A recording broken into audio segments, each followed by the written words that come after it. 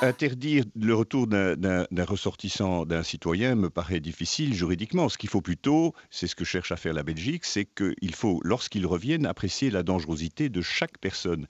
Et toutes ne doivent évidemment pas, et j'ai envoyé ce message de manière très forte au ministre de la Justice, être envoyé en prison, ce serait à mon avis une grave erreur. On sait combien la prison est un incubateur de radicalisation.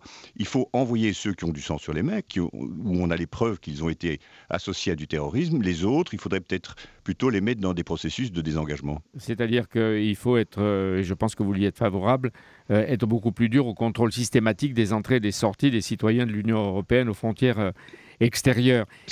Oui, pardon. C'est une des questions, je pense, que les chefs d'État et de gouvernement vont discuter. Schengen est un processus d'affinement permanent. On n'a pas terminé la détermination de ce qu'on appelle les mesures compensatoires. Et donc, il faut effectivement être plus systématique, plus effectif aux frontières extérieures. 80% des Français sondés hier réclament la déchéance de nationalité pour les binationaux. C'est une solution?